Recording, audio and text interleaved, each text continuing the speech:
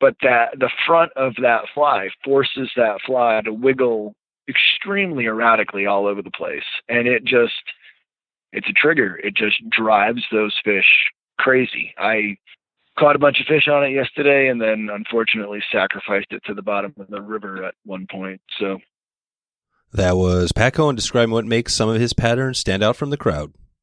This is the Wet Fly Swing Fly Fishing Show. Welcome to the Wet Fly Swing Fly Fishing Show, where you discover tips, tricks, and tools from the leading names in fly fishing today. We'll help you on your fly fishing journey with classic stories covering steelhead fishing, fly tying, and much more. Hey, how's it going, everyone? Thanks for stopping by the Fly Fishing Show. We've heard it so many times on the podcast, but if you want to stand out from the crowd and increase your game and decrease the learning curve, then getting a guide is definitely a way to go and a lot of help. I've been lucky enough to interview a bunch of guides, as you probably know if you've been listening to this for a while over the year, and now I'm putting together some trips with those guides, and some of them are even going to be hosted. So if you want to go to wetflyswing.com/destination, you can get some information on the next trip and see what we have going. In today's episode, I chat with Pat Cohen, the tattoo artist gone wild for bass poppers.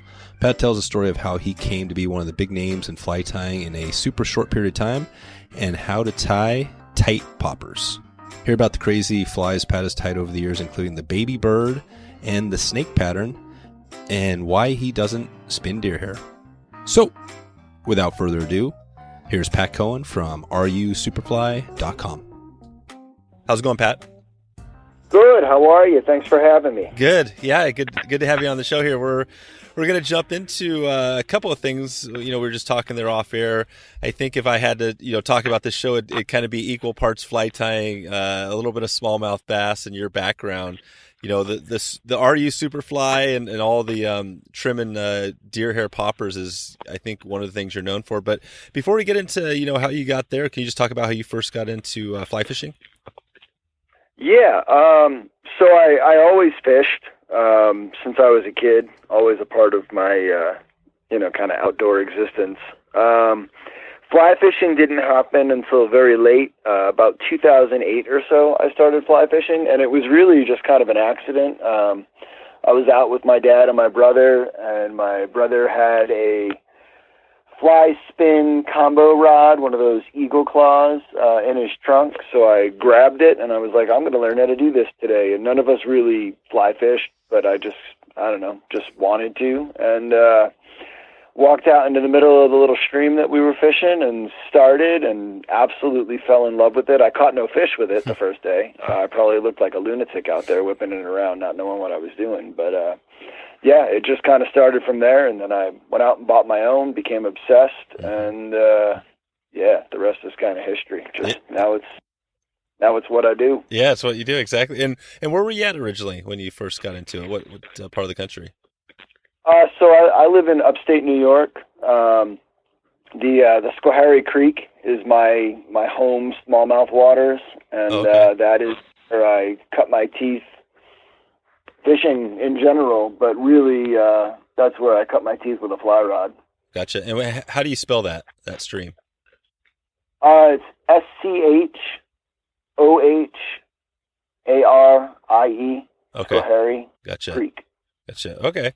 Cool. So It's a pretty famous river, really. Not the warm water end of it, but the cold water end up above the reservoir is a pretty well known trout fishery. And then the lower 25 miles of it becomes a warm water fishery, but the upper end is pretty well known trout stream. Gotcha. Yeah, definitely. I've heard of it for sure.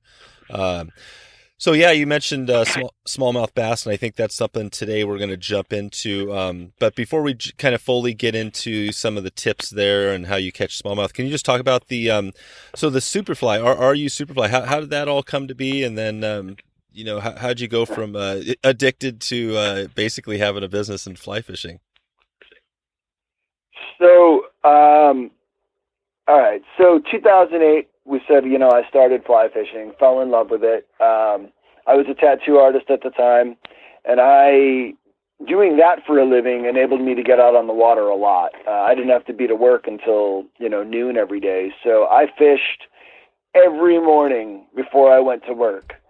At the time, the Schoharie was only 15 minutes down the road from me, 20 minutes max. So I went out every morning and I fished. I think that first year of fishing from 2008 to 2009, I was on the water.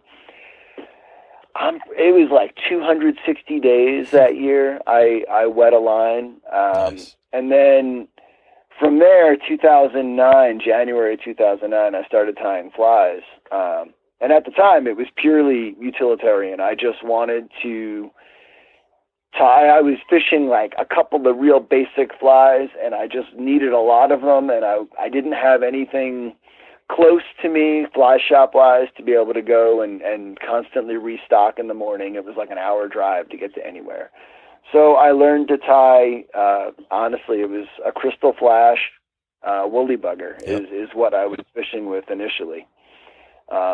And for the longest time, that year I was like, well, who needs anything else but that? Right. They catch everything. Exactly. So, I learned to tie those, and then it was a happy accident one day. I walked into, it was either, we have an LL Bean in Albany. I think maybe it was an LL Bean that I had walked into, and I saw hair bugs. I saw these Dahlberg divers, and I was like, whoa, what is this, and what do I do with it? And I bought one, and I started fishing it. Now, the smallmouth by me don't look up very often, but the largemouth, of course, do. So once I learned it was a topwater fly, and it can imitate a minnow or a frog or whatever, I brought it to one of my little local reservoirs, and I started fishing with it and started catching largemouth on top, and it was like the greatest thing since bread came sliced. It was like everything opened up, and I was like, oh my God. So now I need to learn how to tie these. So I taught myself how to tie those. I entered a competition through the fly tying forum, and I don't know that they do the little tying competition anymore. At the time, I guess it's one of the biggest national competitions going for fly tying. So in 2009, I had won Rookie of the Year, which was kind of cool because I'd only been tying for a few months at that point. And then 2010, I think it was, I won the whole thing. And then I was invited from there to go to a show and tie at a booth. They have a magazine, or they used to have a magazine. So they invited me to go and tie at their booth. And I did. And I brought a bunch of stuff that I'd made, and the flies got all sorts of crazy attention because, coming at it from an art standpoint, an art background, and not really being one for following rules and sticking to norms, I was kind of doing what I wanted and made crazy looking patterns and whatever, and people were like, oh my God, look at these things. And like maybe a year later or so, the demand kind of got out of control, which again, it wasn't something that I expected. It just fell into it, I guess, is the best way I can describe it. I was still tattooing full time. Superfly was born from that, and then I just grew it. Lots of hard work. And then and some of the stories we've had a lot of those, new company stories on here, which have been really amazing to hear. You, so the crazy patterns. What is?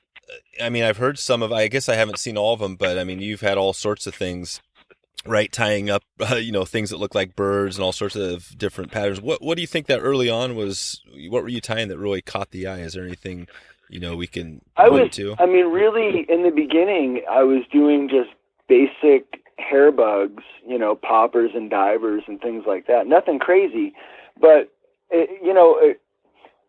when I first walked into some fly shops and whatever, and I started looking around at the things that were available as far as color schemes, they were all kind of basically the same. It was a frog, or it was a solid color popper, diver, whatever. Or I think like Dave Whitlock's fruit cocktail was like the most extravagant looking thing in the bin as far as color goes. So when I started making these things, well, I wanted all sorts of color patterns and bars and dots and spots and blends. And so I started doing all these, gradients and different colors. Again, keeping the shapes very basic at that time, because it was still fairly utilitarian. It still needed to do exactly what I need, what I was looking for it to do, but I wanted it to look a little bit different than what was going on. I just wanted more options. So I think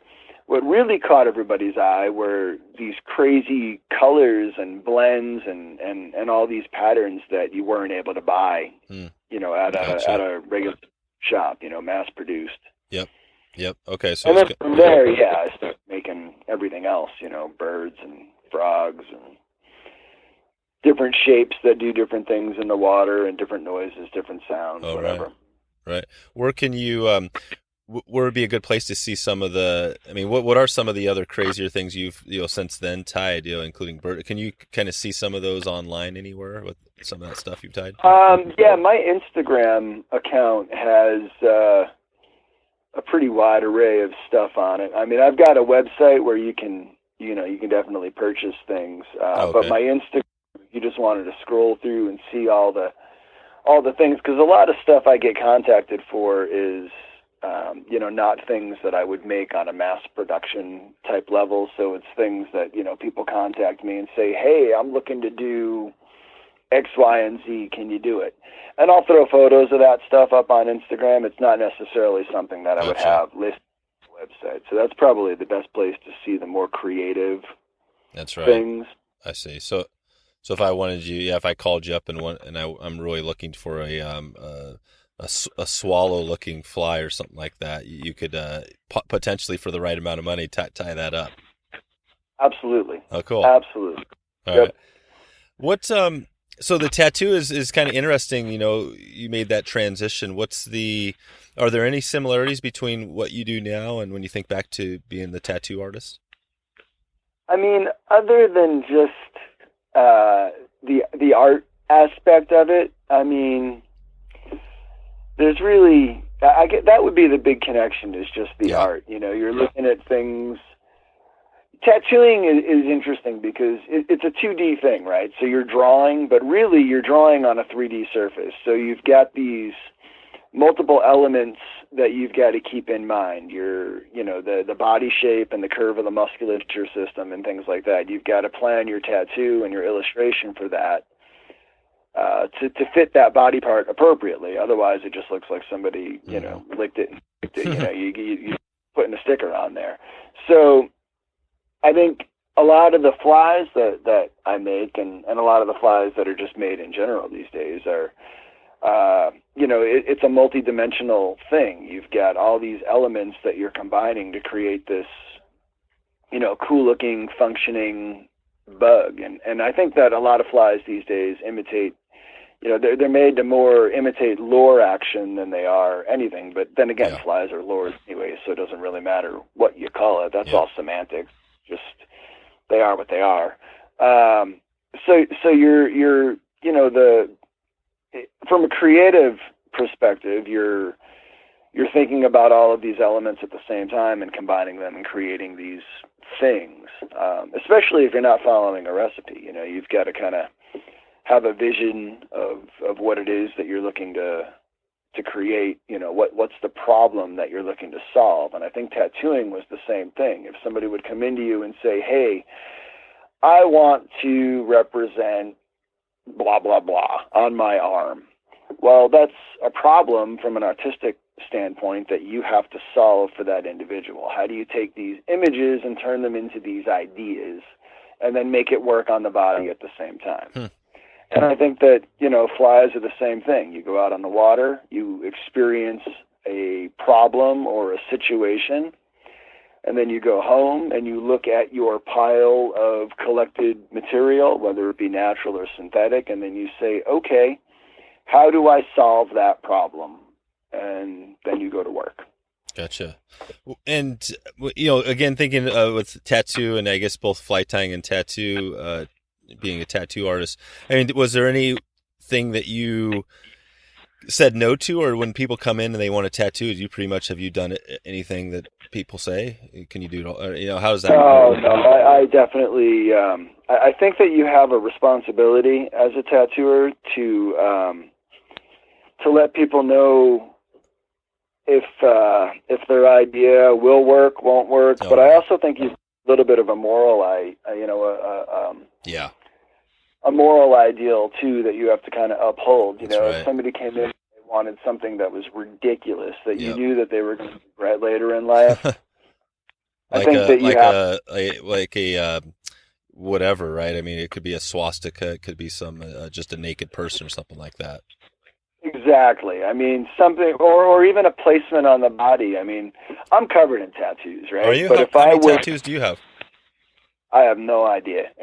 No kidding. I've got one. It's just not all quite connected yet. Oh wow, cool. I'm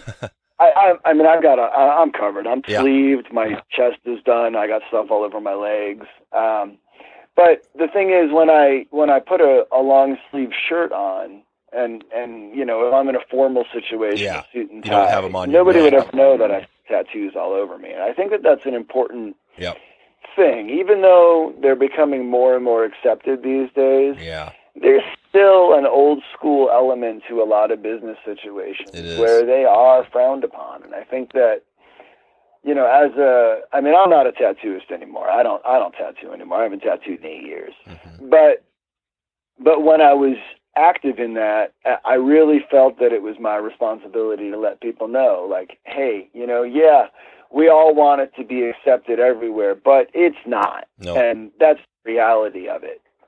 So if you want to have a career and you want to be professional, you've got to keep that stuff in mind, as a consumer of tattoos, or a collector of tattoos, but also as somebody that's doing tattoos. I think you need to let people know, hey, you should think about this, especially younger people. I mean, we had a lot of guys coming in, or girls or whatever, 18, 19, 20 years old, think they know everything. And, I want a big whatever on the side of my neck. Right. Well, no, dumbass, you don't, because that will ruin your life. Yep. No, that's a true. Yeah. It's funny. I don't have any tattoos, but I've kind of, I kind of feel like it'd be cool if something came to my mind that was really that cool that, I'd want to throw it on for nothing else than, to kind of, to experience, to see how much pain there is in it. Is it pretty much something you get used to or is it? No, man, they're uncomfortable. They are. Yeah, they always are. As many as I have, every one of them still sucks. I'm not going to lie. Gotcha. And depending on where on the body you get them, they can hurt significantly. Yep. No, they're not. Yeah, I haven't been tattooed in a long time because, I think about it. And as much as I'd like some more tattoos, I'm kind of like, oh man, it really sucks to get tattooed. It hurts. Kidding. Yeah, and then you've got the healing process and, well, think about it, right? So you're getting a needle stuck a few layers into your skin over and over and over, tens of thousands of times. Yeah. It's kind of like if you took a piece of sandpaper and kind of rubbed your hand for a little while with it, that's kind of like what getting a tattoo is like. Wow. Okay. It's a controlled abrasion, more or less. Yep. So, after the first few minutes, you get this endorphin rush and you're like, yeah, this isn't so bad. And then like half an hour in, you want to cut whatever body part it is that you're getting worked on off because it just sucks. And the bigger they are, the more detailed they are, of course, the longer they take. And it's uncomfortable. But it's worth it. Yeah. If you're in. It's the tattooing. It's interesting. That's the cool thing about doing this show is you kind of start talking about one thing and it'd be really interesting to dig in more. I've got all these questions, but I did want to just touch on, get into a little bit of the kind of the meat of the topics we're going to check into today. And one of them was just on tying, the deer hair poppers. And I've had some questions from the some listeners out there and things I want to get into, but maybe you can just start us off first. Can you just describe how you tie a popper? Is that something you can do via audio pretty easy, and maybe how, like, what you do that makes it a good flyer? Maybe you can just think about somebody new to it. Can you just describe that process? Yeah. So I tie deer hair flies, deer hair bass bugs, for my topwater stuff. I use deer hair for a lot of different things, streamer heads and stuff, but deer hair poppers, or divers or any of that kind of stuff. There's a few basic things that you have to keep in mind. So we'll go right with material itself first. So there's a couple of things that are really important. Number one, you want a really good, solid, sturdy hook. I use a lot of Arex hooks. They're just a hook that I really enjoy tying on. They fit my style of tying well. They've got a nice hook gap, which is really important on a top butterfly. You want enough gaps so that when that fish comes up, you're not going to be missing fish. Thread is very important when tying deer hair flies. I use all gel spun thread. It's very strong. It's a thinner thread. It's slippery, so it can work through the hair quite easily. Which brings us to hair, of course. So I'm using all deer belly hair for bass bugs. You can use body hair, but body hair tends to be a little bit softer. There also tends to be a lot more underfur in body hair. It makes really good streamer heads, like a muddler head body hair, when you want that water to really absorb in there. Deer belly hair, because it's a little bit coarser, tends to throw a little bit more water from it. It doesn't absorb as fast. So hair, thread, you always want to tie on a thread base. That's something that I wish I had known really early on when I first started tying these. What happens is if you try to put hair on a bare metal shank, you've got nothing for that hair to grab onto. So 2 or 3 fish later, the top of your fly is going to be on the side of your fly, and everything kind of gets twisted and doesn't hold together well. Yeah. So durability, I think, is something that's really, really important when you're building these too. And I'm a wholehearted believer in adding glue to my flies as I work. So when I'm doing poppers, I use, or divers or whatever, I use a technique called stacking, which is where you work from the bottom of the hook shank to the top of the hook shank, and it allows you to control the quantity of hair. It allows you to control all the color and your design, your patterns, dots, things like that, barring. So in between those stacks of hair, I add a little drop of head cement each time. It allows a slow dry, and it also doesn't weaken the hair at all, where I've seen people in classes that I teach, they immediately go to break out like a super glue or Zap-A-Gap, things like that. The problem with that is it gives you no working time. Yep. And it also makes the deer hair very, very, very brittle at the base, which means a few fish later and you could be breaking off the hair. Is stacking, is it kind of like stacking versus spinning deer hair? Because you can also tie it on there, right, and spin it like 360 around the hook shank. Is that something you don't really do? I don't spin hair, and the reason that I don't spin hair is you're kind of throwing all of your control to it doesn't. You're losing all of your control of that hair when you're spinning. And what I mean by that is the theory of spinning is that you take one big solid clump, you make a few wraps, and then you continue to wrap through it, spreading that hair evenly around the hook shank, top and bottom. It's never, I don't care how good you are at spinning hair, it is never perfectly even all the way around that hook shank. You're always going to have one spot that has a little bit more hair than the rest of it. Yep. So by stacking hair, I know exactly how much hair, I mean, give or take. It's not an exact science anyway, because I'm not breaking out a little drug calculate, a little drug scale and measuring each clump of hair or anything like that, or counting hair. So you're guesstimating. If I have 3 pencil thicknesses on the bottom of my bug, I want 3 pencil thicknesses, give or take, on the top of my bug. Okay.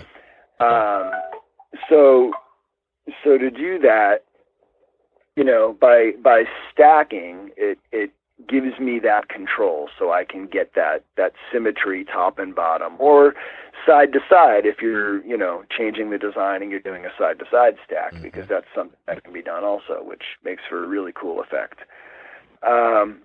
So control the hair. You want to be able to know exactly how much you're using. The thread, good quality hair. You want to be able to brush that hair out with, I use a flea comb. All hair has a little bit of underfur, and what that does is, if you're working with it and you're not combing that out, your thread catches, you can fold hair over, it just makes a mess. And then you don't know sometimes that you folded all that hair over until you're done, and then you go to trim, and then you nick your thread because you didn't get your thread down as close to the shank as you thought you did. How important is it to make sure to keep your base layer over that, your first thread wraps kind of as thin as possible? Is that pretty important? What do you mean by? When you put your thread base on, and then some people, especially new tyers, tend to maybe make their flies too bulky, and they kept and it's harder and harder. Is that the same with when you're putting that deer hair on? You want to keep your hook shank as thin as possible, or does it matter? You can just tie it on over a thick piece of if you had. Well, yeah. Here's the way that I teach doing these, and I don't know. It's the best way for me, and it's everybody. You ask 15 different guys that specialize in deer hair or whatever, they're going to give you 15 different ways that they tie. So I make my thread bases. I do a little bit at a time. So if I know I'm just going to be doing one little section, I'll do, maybe my thread base will be half an inch wide, and I crisscross my wraps. So I go down. And then I go back and then come back again to the middle, and then I'll start my hair in the middle of that thread base. But what that does, by crisscrossing those wraps, I can still see a little bit of hook shank in between those wraps of thread. Yep. So when I get my hair on that, I put my glue on, and then I use the Fugly Packer to pack everything back. I'm packing that thread base sectionally with the hair at the same time. Oh, right. And by doing that, all that thread is compressing and kind of pinching all that hair as I'm packing it back, which just creates for an even more durable bug. There you go. And then I advance the thread and I do it again. Gotcha. So I'll make individual thread bases. The average fly, like a size 1 bug, which I'm making actually today. I've got 3 dozen of these things to do today. It's 3 separate stacks of hair, which means 3 separate thread bases as I work down the shank. Okay. And where do you get all your material? I had a couple of questions from people, as far as, and not only where do you get them, but how do you choose? How do you make sure you're getting? Because that's the tough thing, right? If you're buying online, especially, do you buy online, or are you checking everything over? Well, I buy from big wholesalers. This is my full-time business, so that's the only way that you can do anything with this. But so I bring it all in and I hand sort it all. I basically get whatever materials in that I'm getting, and then I dump it all out on a floor and I pick through it all. Because I sell all the materials that I use also on my website. So all the deer hair that I use personally is also for sale on my website. And all of that is hand selected by me before it goes out the door. So if I know, somebody's making big bass bugs, then they get, the best of the hair that I've got. Okay. The stuff that doesn't pass that quality control for me, to be sold, I use some of that stuff for different things. I can sort it out and say, okay, I need to make some muddlers next week. This hair is a little short. It'll be fine for that. Yep. Or, I've got an obsession with Atlantic salmon bombers. I use them for bass fishing also. Okay. So I'll use some smaller hair, for that kind of stuff. And then all the bigger stuff, all the really nice long stuff goes to my customers. Gotcha. Or if I'm doing really monster bass bugs, then, I'll use some of that for me also. Okay. And is I'm not sure, is his hairline, is that where you get, I mean, I think in the past you've gotten it from them. Is that one of the wholesalers? Yep, Hairline is definitely a company that I do a ton of business with. There's also others. Okay. Yeah, I mean, There's a lot out there. Can't put on. Yeah, there's a lot of them, and there's also different avenues that you can look at. Also, it doesn't necessarily have to be a fly fishing or a fly tying Sure. that you do business with. Gotcha. There's lots of assessors and stuff out there. Yeah, lots of, okay. And then just before we move on here, I just want to touch on the hook. Is there a hook number? I guess it depends on type of fishing you're doing, but as far as a model number of the hooks, and then also the exact type of thread you use, size and stuff. Yeah, so I use the Arex hooks. I use a lot of the TP 610.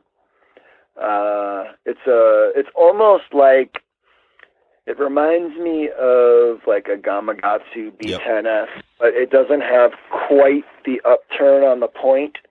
And that was my biggest problem with those hooks for deer hair flies. That upturned point was too much. It closed the gap a little bit too much for bass bugs. It works great for streamers, but the TP610 from Arex is a great universal hook. I use it for all the deer hair stuff, plus most of my streamers are tied on that hook also. It's a heavy wire. It's super sharp, super durable, and I've caught everything on those hooks. I've never had any breakage issues, and I tie flies for people all over the world chasing all sorts of stuff. It's just a great, solid hook. Okay. And as far as thread goes, for the hair work itself, I use Vivis GSP, and it's a 200 denier thread that I use for that. Okay, cool. If I'm making really small bass bugs, like super tiny, size,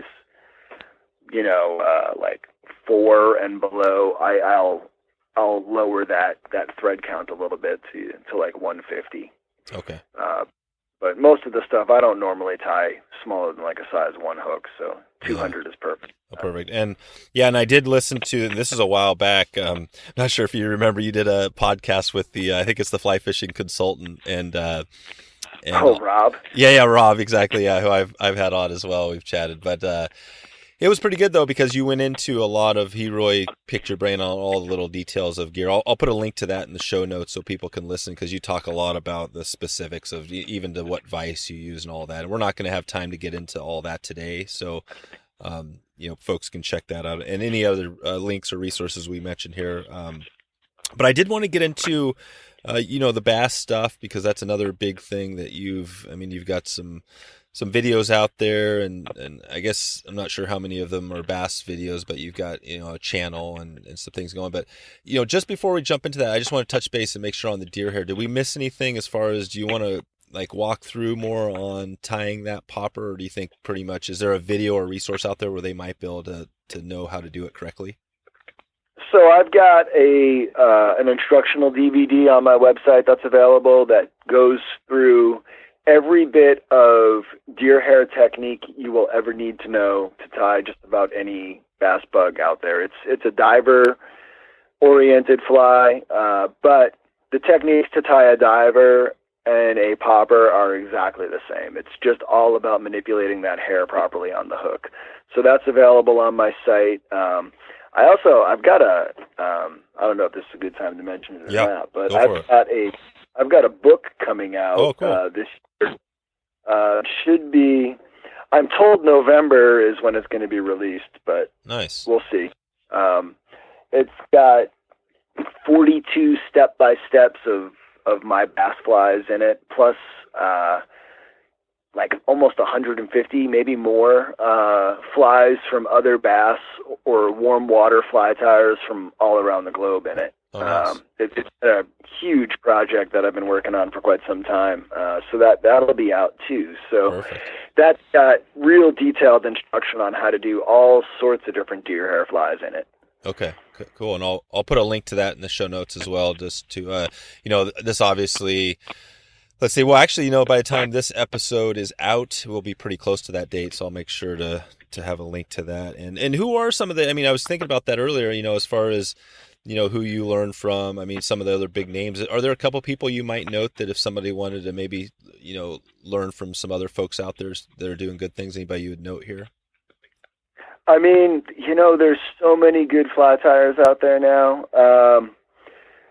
From a bass fishing perspective, I mean, I would look at Ryan Gold does some really nice bass bugs.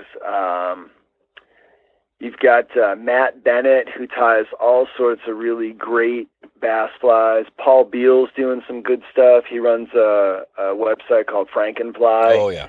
Yep. Sam Looper, Rich Strolis, Mike Schmidt, even though some of those guys specialize in more trout-oriented stuff, predator flies are predator flies.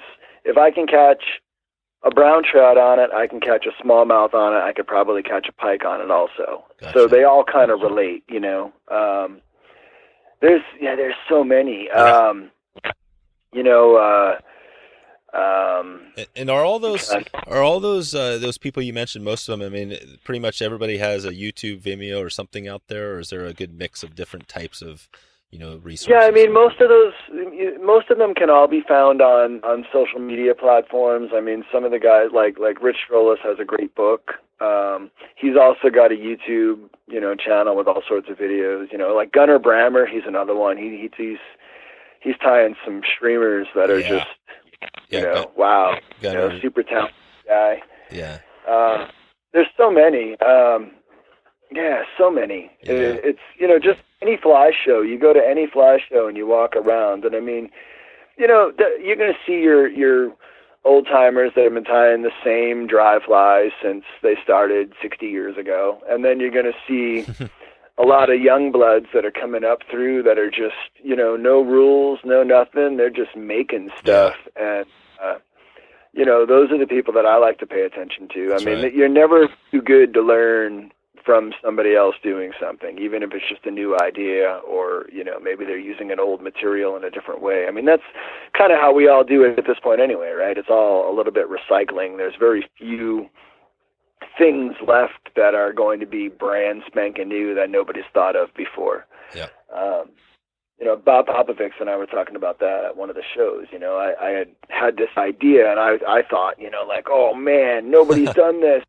And then he showed me a picture in his sketchbook from like 1970, like before I was born. And he had that idea or a very similar idea all drawn out, Right. If you're out fishing long enough, we're all going to experience similar things, which means we're all going to go home and try to figure out how to solve that. So, it's just a matter of, that's the thing, I guess, with social media, right, is it's not really necessarily about who creates it anymore. It's about who popularizes it, is kind of what it is to me, which is sad in a way, but it just is what it is. Yeah. Well, and that's what makes your stuff unique, like you said. I mean, you could, add in some different spotting or, your pattern. I mean, there's definitely going to be hard pressed to find somebody with that exact I guess people could copy you, right? You got the extreme versions of I mean, and that happens. If you put it out there for people to see, it's going to be imitated, right? Mm-hmm. So, and here's the thing is I tie old flies. I mean, I've created a bunch of stuff on my own also, but there's nothing new necessarily about, what it is that I'm doing. I mean, bass bugs have been around forever and a day. Mm-hmm. So I'm just taking those old deer hair flies and I'm breathing some new life into them and doing some different things with them and just, generally speaking, just having fun. Yeah. And, I think I guess that's kind of important for everybody to remember, right? Like that's none right. of this stuff is original anymore. We're all just kind of building off of one another instead of slashing their throats. We should be complimenting each other and working together to solve these issues. Totally. Are you still, with the fly tying now that you said you got 3 dozen flies? Is it still a lot of fun, or do you find it's becoming more work as time goes on, or do you ever get burnt out? I mean, I think it's important no matter what you do for a living that you step away from it occasionally. I mean, I love what I do. I really do. I wake up in the morning and, I mean, there's some days that I'm more excited to sit down at my vise for, 12 or 13 hours than others. But I generally speaking, I still enjoy making flies for people, especially a lot of my customers send me photos and they're super stoked when they catch, Yep. Some giant fish, whatever it may be. I do a lot of destination stuff for people. So that's pretty exciting because, I don't have 10 or 15,000 bucks to go waste on some exotic fly fishing trip. So I live a little bit vicariously through some of them, which is pretty exciting. And it's just cool to see what your ideas can catch around the globe. What's the any species that come to mind that are kind of kind of a random or different species? Well, I've seen my customers catch all sorts of stuff. I mean, I wouldn't say anything that's out of the ordinary. I mean, the destinations seem to be all the same these days. People are going to Mongolia and they're catching huge taimen and a moor pike and cool.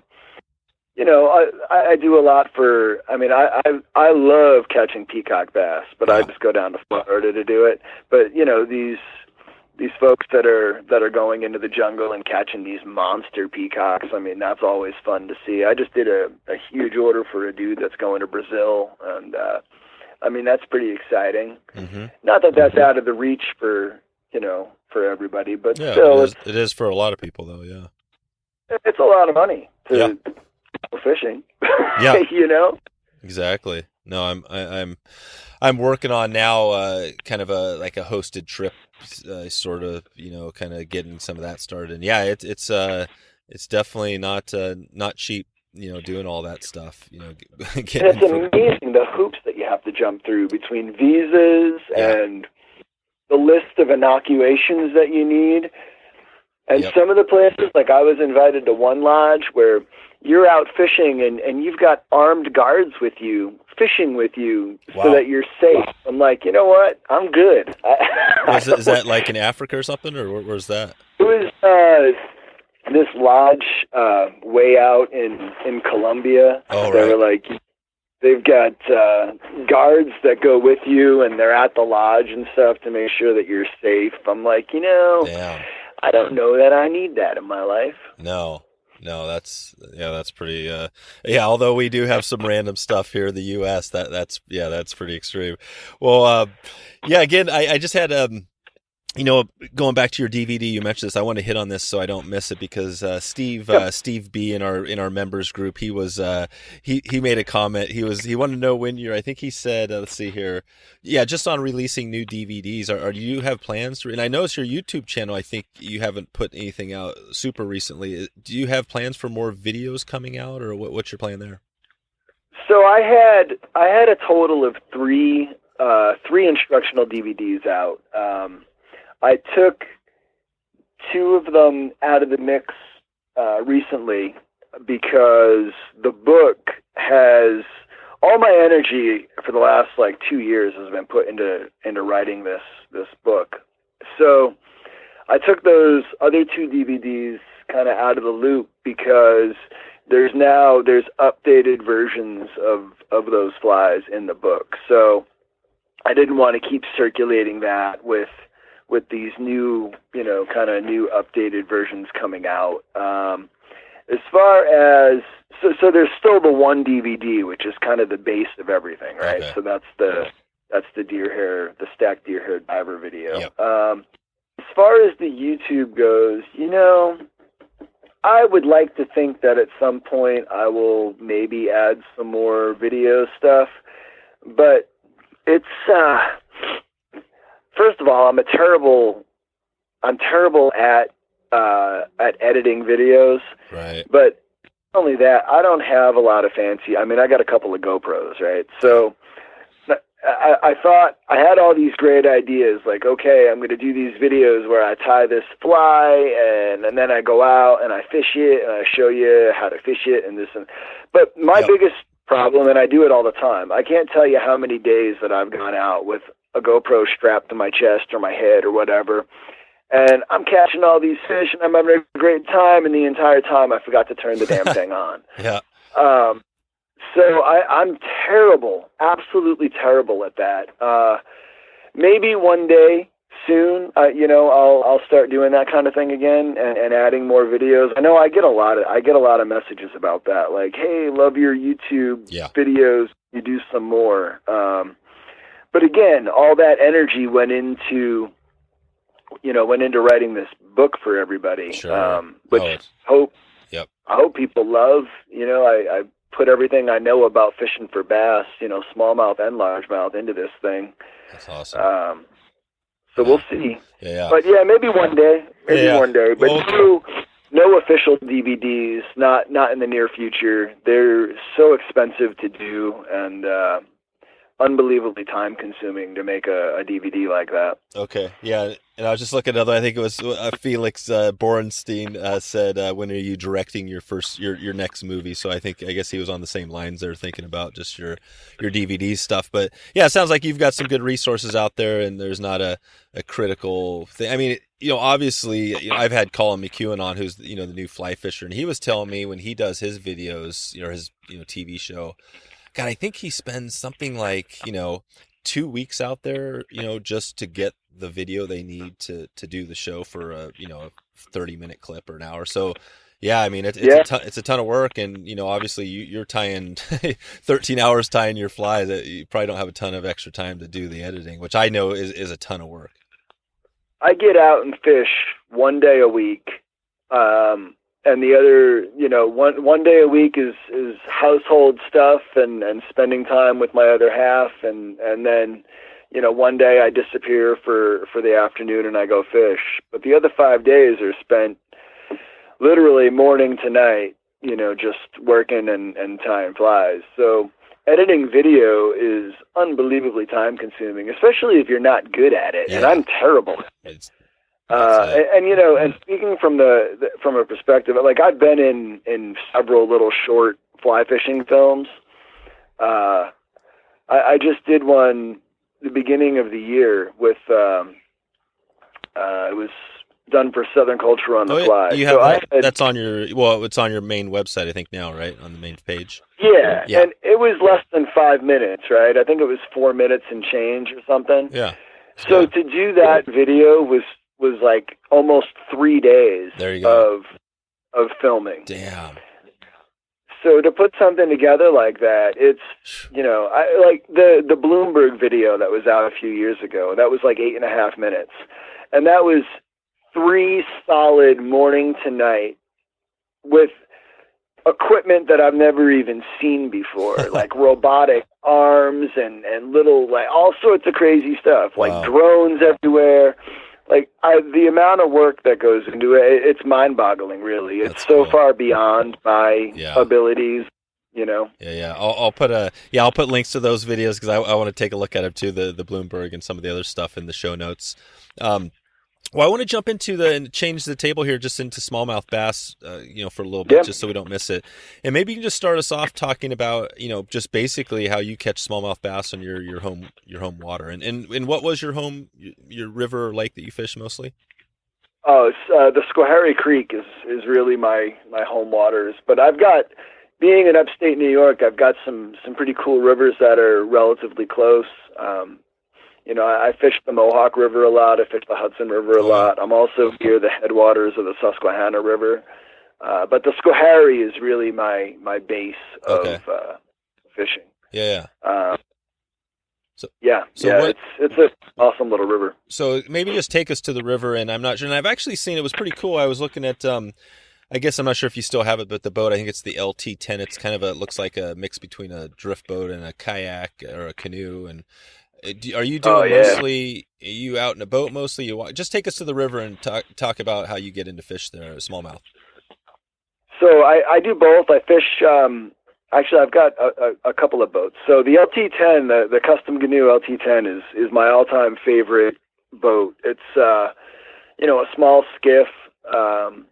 It's kind of like a canoe that's souped up on steroids that you can stand up, walk around on, and 2 people can fish from stable all day, which is just killer.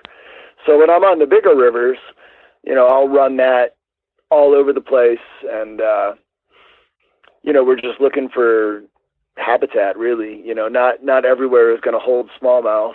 So you're looking to depending on the season, I mean, a good place to start on any river is any kind of riprap or rocky areas, boulders, things like that. So if I'm on one of the smaller streams, like I went out yesterday, I fished for a few hours yesterday afternoon with a buddy of mine, and we were just on foot in the Schoharie Creek, actually. So one of the things that I do, and it's the greatest resource ever for anglers, is Google Earth. So we will pick an area, like let's say, we want to fish the creek today. And, obviously I know the river kind of like the back of my hand at this point. Although, what's the old saying, you never fish the same river twice, right? Right. But I will go on Google Earth and I'll just search and I'll pick an area that I think looks real fishy. So the Schoharie is a smaller creek. It's still fairly wide in spots, and it gets some very deep areas. There'll be sections that are 20 feet deep in certain areas, but a lot of it is very wadeable. So I look for pools and I look for rocky runs that dump into pools, especially in the summertime. Those, smallmouth bass are more of a cold water oriented bass than they are a warm water like a largemouth. So I'm looking for, in the summer, I'm looking for areas that I think that the dissolved oxygen levels are going to be higher. So that could be anywhere where there's a lot of surface commotion from shallow, rocky, bouldery areas that are going to be dumping into deeper, shadowy areas. So, like yesterday was a perfect example. We picked this spot that's got this long stretch of really fast-moving shallow water, and then it dumps out against these cliffs, and it's about 10 feet deep at the deeper end of that pool, but it's all these shale shelves and on the one side, and then as you work towards that, it's all these big boulders and crazy rocks, and it's just perfect smallmouth habitat. You've got that fast cold water coming in, high dissolved oxygen, but it's also a buffet because everything that's getting swept out of the rocks is being brought down to these waiting fish. So it's also a great area for bait fish to be hanging out at the ends of these pools. It's also a great area for crayfish. And in the Schoharie, hellgrammites and crayfish are the main food source for our bass. So I go out and I look for areas that will be holding a lot of crayfish, and then just kind of pick and choose and work around from there. Okay. All right. And then once you get in there, as far as maybe you can just talk about a couple of your top fly patterns you use for smallmouth. Yeah, well, I mean, again, that really depends on the river that I'm fishing and the situation. But like I said, the Schoharie is really, you can step on the bottom of the river, and when you're walking in it, literally, it looks like it's alive. There's so many crayfish scurrying everywhere. So that's always a first choice is a crayfish pattern. And I use a fly that I made, a while ago, created a few years ago, called the Jiggy Craw. And basically that thing imitates a bass jig, a skirted crayfish jig. It's got a rattle in it. It's got lots of rubber legs. It uses my creature bodies, so it's got that realistic profile of a crayfish. That is my number one go-to crayfish fly on the Schoharie Creek. And I also use a lot of a fly called the Devil's Drifter, which is a hellgrammite fly that I created a few years ago also. And again, it uses those pre-cut bodies that I make. It's a hellgrammite body. Those are my two. Like if I want to go out and I want to streamer fish and things aren't working well, and I know that they're targeting, other things like crayfish or hellgrammites, those are the two flies that I jump to. Okay. Yesterday they were eating bait fish. They were very, very, very aggressive, and they were chasing everything that moved. So we were throwing streamers yesterday.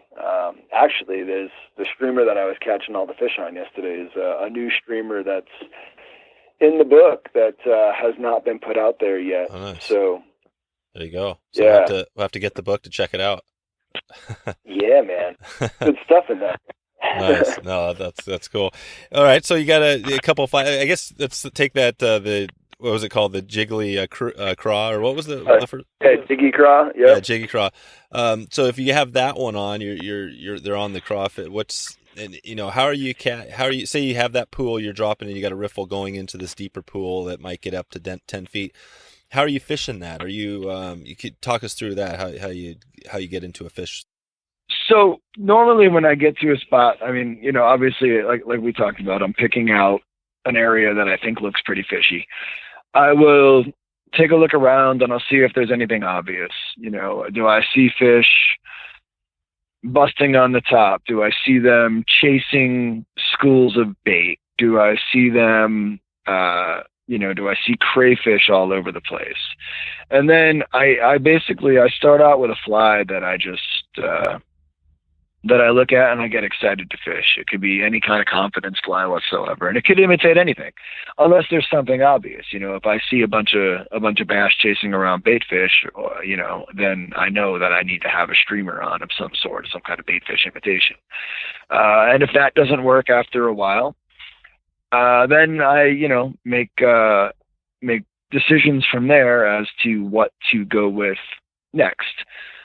Yesterday, it just happened to be that when we got down there, we saw bass circling around and we saw them chasing baitfish schools. So we knew we had to start throwing, some baitfish. And then when that stopped, because, not all the fish in any one given body of water are doing the same thing at the same time. So things change throughout the course of the day, weather patterns, whatever.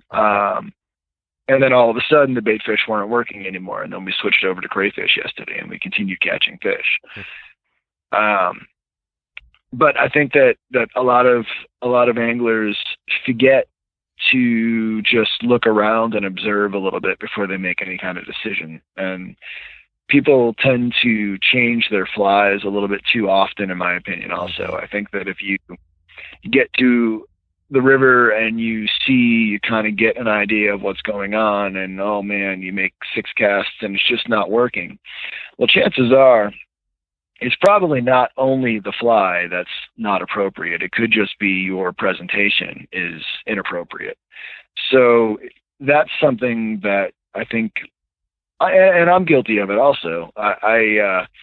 You get into a groove or a rut of some sort. You go out, you cast, and mindlessly you're retrieving that fly back the same way every single time. In your head, you're going, all right, I need to, jerk my rod tip to the left a little bit more, or to the right, or whatever. But a lot of the time, you just kind of, it becomes almost a muscle memory thing. You just cast, retrieve, repeat, and you forget to make those subtle little changes. Maybe you give a little bit longer pause in between, or not enough anglers when I go out with people. I don't know how this started or when this started, but people cast a streamer and put their rod tip down towards the water and retrieve only using the fly line. Well, we're bass fishing, man. So when you go out and you bass fish, you turn on ESPN or whatever on a Saturday morning and watch what a bass pro does with their rod. The tip is being used to create action all over the place. And I think that's something that's really important for fly anglers also. It's, our job as a fly angler is to give that fly life. It's not a crankbait. It's not going to wiggle all over the place on its own. We have to do that.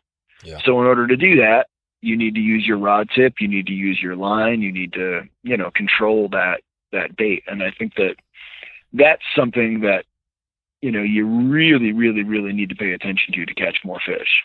Gotcha. Yeah, that's a good tip. And also with some of your flies you do, right? You actually, however you design them, they might look wounded, and there's some other things you do. Do you typically, are there any flies that you tie that you might mention here that are similar to that? Well, I guess the crawfish pattern might be a little bit different, but maybe you can talk a little bit about that. Yeah, head shape is really important on streamer design, because how you shape that head will will control how that fly lies in the water. And when you strip it in, it also controls what that fly does. So the bait fish that I was using yesterday, so I have a bigger fly called the Smallmouth that I've been tying for years and years and years. It was oriented originally towards big brown trout, and then it went into pike and muskie and things like that. Now there's a smaller version that I'll have available soon. It's in the book. It's a 4-inch version. It's made out of craft fur with a deer hair head, but it's got this lip on the front of it that's made out of deer hair. It's tied on a jig hook, and it looks like a crankbait bill, like it's a diving lip essentially. And what that fly does in the water when you do a jerk strip style retrieve is it wiggles all over the place and it dives down. It's weighted. It's got rubber legs and stuff on it, so there's lots of action, lots of motion. But the front of that fly forces that fly to wiggle extremely erratically all over the place, and it's a trigger. It just drives those fish crazy. I caught a bunch of fish on it yesterday, and then unfortunately sacrificed it to the bottom of the river at one point. So that was the end of that for the day. Gotcha. But you can do that with all sorts of different things. A muddler, like a fathead deceiver. It's a muddler that I tie for bass and pike and stuff. It's got a very specific action in the water because of that head shape, that big round kind of bulbous, slow head. I think Kelly Gallup came up with this terminology of slow head, fast tail, and it's the way you manipulate your materials in your fly. So you've got these free-flowing materials in the back of the fly with a head material that will push a lot of water. So you get this hydrodynamic effect around the fly. You've got all this water being pushed by the head around the fast tail that wants to wiggle all over the place freely in the water. That could be marabou, it could be bucktail, it could be craft fur, it could be anything like that. Yep. It could be a rabbit strip, right? Yeah, oh yeah, rabbit strips are terrific. Yep, they move everywhere in the water. Nice. I was just thinking of another, we had another comment just from, it was on, let's see here if I can track it down. Well, I guess here's one I did want to, before we get out here, just on again, back to the bucktails. This was from, actually this was Cameron Mortensen, mentioned this in the Facebook group. Yeah, I had him on in a past episode, which was great, but, he wanted to ask how many bucktails, do you use in a typical year? Bucktails? Well, boy, I don't even know. Yeah. Because you're not using bucktail for bass bugs. It's more of a streamer oriented material, or if you're doing like a taps bug, it's the tail on a popper. But I go through a lot. I don't even know how many bucktails a year, but as far as like patches of belly hair and stuff for bass bug, I go through, oh man. So yesterday in between, I went fishing for a little while, but I worked for about 5 hours in the morning before I went. And then I worked into the 3 hours last night when I got back home. I went through 7 or 8 patches of hair. Wow. Maybe more than that. Yesterday during that, and I've got about 3 dozen flies to make today, and I've already burned up this morning. I've burned up 3 patches of hair this morning. So, I go through a significant amount of material a year. Gotcha. Okay. And one other comment here was on, this was from Russ. He said, how do you get into the big fish avoiding the small fish? And is there, is scent important, and where do they hang in the water? If you're thinking of big fish, do you think about that much, or are you just kind of going out there and yeah? No, I'm a big fish hunter. So originally when I started bass fishing, I just like smallmouth fishing. I wanted to catch fish. It didn't make a difference how big the fish was. I just wanted to catch, 50 fish in an afternoon. And honestly, it's not that difficult if you've got a water that will sustain a reasonable population of fish. It's not that difficult to catch huge quantities of fish. What is very difficult is catching big fish regularly. So you have to change a couple of things when you're hunting for big fish. Everybody thinks, okay, you want to fish for big fish, you need to fish big flies all the time. And there's a little bit of truth to that for sure. I tend to fish larger bait fish or, whatever patterns. And it's not so much that big fish are only eating big baits. It's that bigger baits will draw less strikes from smaller fish, if that makes sense. Yeah. So you're already eliminating some of the, I hate to use the word hassle, but some of the hassle of constantly being hooked up with small fish, which gives you more time to focus in on catching those bigger fish. But to catch a big fish regularly, you need to think like a big fish. So what does that mean? It means that you need to have a little bit more understanding of the biology of whatever species that you're chasing. So if we're talking just smallmouth, you need to understand seasonally what those fish are doing. You need to understand how weather patterns affect their behavior. Not only from a pressure front perspective, but that is important.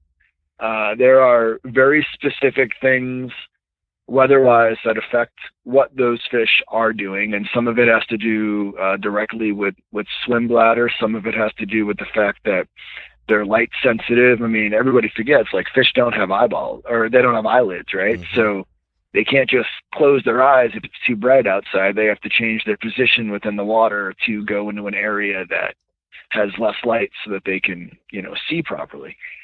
So all of these little things affect how you're catching fish. One of the things that I like to do, a bigger fish, a more dominant fish, is going to have a better location in a feeding area. So if you come to a spot in a stream and you can say, okay, I know fish are going to be hanging out here eating because, I've got water coming in directly, there's bait fish over there, whatever the case may be. It might be a perfect spot for an ambush. Smallmouth are ambush predators, except in the fall. The fall, they become more open water hunters, but for most of the season, they ambush their prey. It's all about calories in versus calories out. So they never want to expend more calories eating than they're taking in at any given time. So if you know a little bit about that, and then you understand this idea of where a bigger fish is going to be hanging, what makes a spot more, what makes a bigger fish drawn to a certain spot over another spot. Which is usually, is that then typically cover? Is that going to be the main thing, is protection, or are they as concerned with protective? Well, it depends on the time of the year, and it depends on food source. Let's take none of these fish are ever very. What if we just take it to right now? We're kind of in the, September. If you just say this time of year, is this a decent time for smallmouth out there? Oh yeah, this is a great time of year. They're prepping for winter right now, these fish. The water temps are getting cold. So these fish are now actively hunting schools of bait and crayfish. The understanding that relationship between forage and fish is really important to key in on big fish. So crayfish spawn, they begin their spawning in the fall. So right now they're beginning their spawning, which means the larger crayfish are going to be exposed on the rocks. They're going to be mating, which opens them up to easy daytime predation by bass. Yep. So my crayfish patterns naturally this time of year go to, pretty big. I'm throwing 2.5 to 3.5 inch crayfish patterns this time of year to to coax in those bigger Gotcha. smallmouth. And that will go all the way through until, late in the spring. It will be, the crayfish spawning goes from fall and it finishes up, late in the spring. Mm-hmm. So that time of year, you're starting to throw bigger crayfish, whereas all summer long, we're throwing little crayfish, juveniles, 1 to 2 inches in size, 1 inch to 2 inches.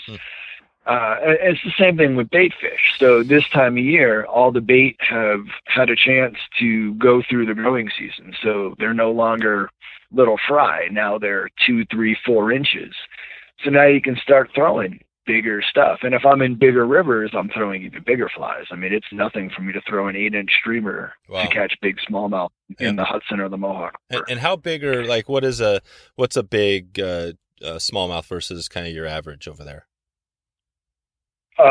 Bass wise, you mean? Yeah. Or bait wise? Yeah, just smallmouth. Oh, yeah, bass wise. I mean, if like the Schoharie Creek's a small creek, so if you're catching 16 to 18 inch fish all day long, you're doing pretty well. Yeah. And I mean, that's, that photo that I put up a photo yesterday afternoon of one of the fish that we got in the afternoon. And that fish was, 18 and just a little bit over 18 inches. Okay. So if you can go out and you can regularly target 16, 17, 18 inch fish in those streams, you're doing very well. You can catch cookie cutter fish all day long. That 8 to 14 inch range, they're easy. You can dead drift woolly buggers for them all day long and get bored. They're aggressive. Yeah. Okay. So yeah, before we, I just want to get into a couple of more maybe kind of smallmouth bass fishing tips. Maybe think about that as we're getting this, but I just want to check again if, I'm just picturing, we've got this riffle going into this maybe deeper area again, and you've got this crayfish pattern on. Is there a spot when it goes in there when you're looking at that pool where, if we're thinking of the big fish, where you might, is there something that sticks out to you that you're looking for, or is it more you just know that pool, that run? When I look at any area of structure, I kind of break it down. All right. There's a couple of different things that you can look for. So we'll start with a very basic idea, a boulder, right? So if you see one big rock, everybody knows there's going to be fish behind that boulder on the other side, on the downstream side of the boulder, because there's a pocket there of calm water and fish can chill out there. That particular spot will probably hold a few fish, but they're going to be fish that are more passive. So the front side of a rock chances are it's going to hold the bigger fish, and it's also going to hold the more aggressive fish. That fish has a split second to make a decision whether what you're throwing to them looks tasty or not. So that's always going to be the spot that I target first. I'm always going to look for an area that's going to hold potentially the bigger, more aggressive, more actively feeding fish. And then if nothing happens on that front side after 2 or 3 casts, I will then switch over to the back side. But when I break down an area, you always want to keep this idea of like fan casting in mind, where, if you had a clock spread out across the water, you're working, by the hour all the way across an area. That way, if you start upstream and then work your way downstream, you're not spooking any fish along the way. You're able to offer up those aggressive fish first and then slowly work your way towards the more passive fish. Does that make sense? Yeah. Yeah, no, that does. So basically you're covering the water kind of systematically. And would you say, just generally speaking, when you think of the bigger fish, like your example there above the rock, do they just tend to hold in maybe some water that just takes a little more work, to hold in, and where kind of the smaller fish are just in the more protected water? Is that a valid statement? There's still a pocket in the front of a boulder that has a calm area. It's just a much smaller area than on the back side of the boulder. We see it a lot. I used to do a lot of steelhead fishing. I don't do it as much anymore because I just don't like being out in the winter. But I would see it during that a lot.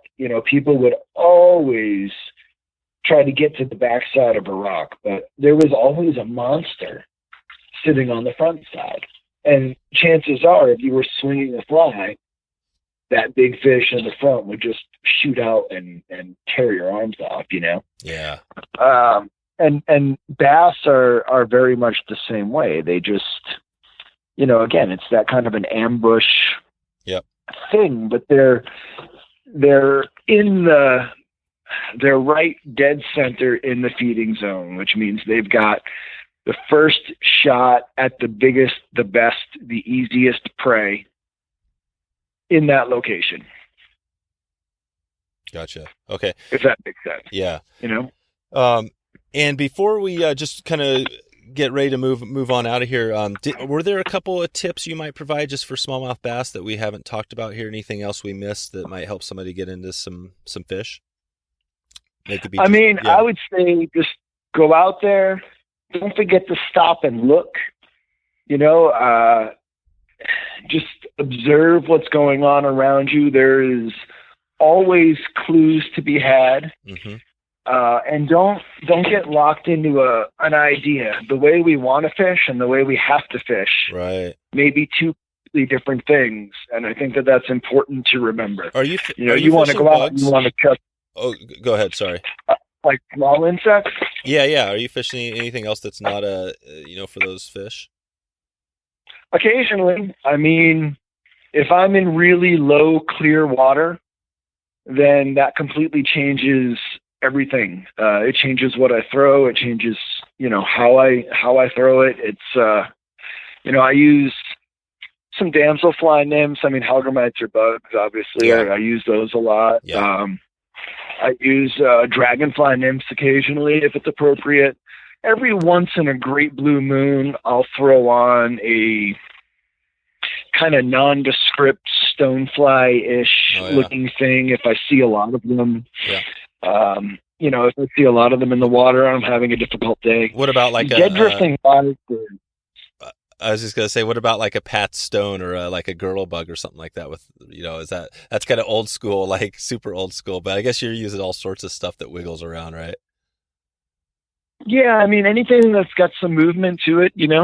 There are situations when dead drifting something. If I do use smaller insects like that, a lot of the time it's on a dropper style rig. It's on a trailer. Okay.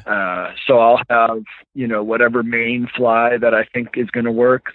And then I'll tie a little, 18, 20 inch piece of mono or fluoro off the back of that hook. And I'll put a trailer on if I'm not, if I'm having a difficult day. Gotcha. There's lots of little things you could do like that. I do it with poppers also. I'll throw a big popper on as the fish call. And then I do a dropper minnow pattern off the back of that hook, that popper dropper, and boy, does that work on. Yep, that's badass. Boy, does that work on difficult days. No kidding. If you've got to really call some fish in, that's a great way to do it. That's sweet. Yeah, that's an awesome tip for sure. Okay, well, Pat, this is kind of like a lot of the good shows that I have. It's I think we could sit here and talk forever. I'm gonna kind of respect your time and let you get out of here. And maybe some of this stuff I'll check back with you down the line, and if we can get you back on or something like that. But maybe just to kind of wrap this up really quickly, are there we just touched the surface on a lot of things. Anything else as far as resources, or if somebody say they're new to the whole popper deer hair kind of tying, and is there what would you might just grab your DV probably, or your book might be the best place to really get it dialed in? Yeah, those are, if you want to stick with what I have to offer, then my DVD will give you pretty much everything you need to know about deer hair. The book has a lot of that stuff in it also, plus a whole lot of other things. Take a class too. Yeah. I teach classes all over the country. Oh, you do? Okay. Well, is that schedule? Yep. Can they find that schedule on your website where you're speaking and everything? Yep. That'll be up on my website each year. I haven't put anything on there for this year yet, but I'll be at the Fly Tying Symposium in New Jersey in November, and I'll be at the New Jersey show in January, and then I do a bunch of them during the course of the year. Mainly East Coast oriented, but I travel around also. I'll be in Pennsylvania in November also at a little club there.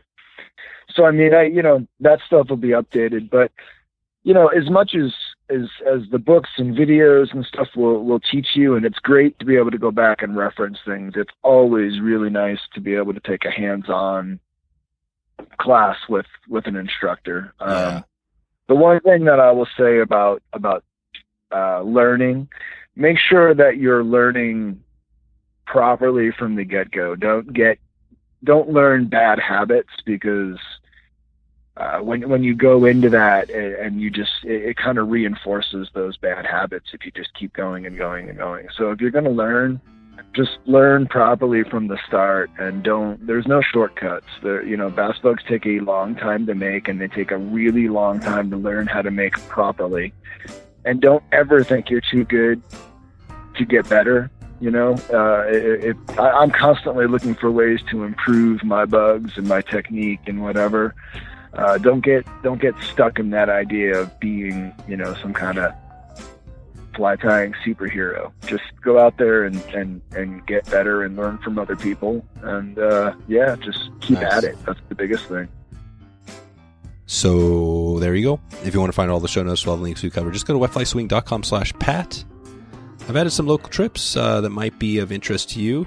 Hopefully these are something maybe a little closer to home, or something you can do. 1, 2, 3 day trips with guides that you've heard on the show. I'm putting those together now. So go to wetflyswing.com/destination to find out how to get some information on upcoming trips. That's all I got for you today. Thanks again. If you want to give a shout out on social, just mention Wetfly Swing. And maybe if you have a tattoo you want to share, do that. That'd be pretty funny to see what you have going there. So thanks again for stopping by to check out the show today. I'm looking forward to catching up to you soon, and hope to maybe see you online or on the river. Thanks for listening to the Wetfly Swing Fly Fishing Show. For notes and links from this episode, visit wetflyswing.com. And if you found this episode helpful, please subscribe and leave a review on iTunes.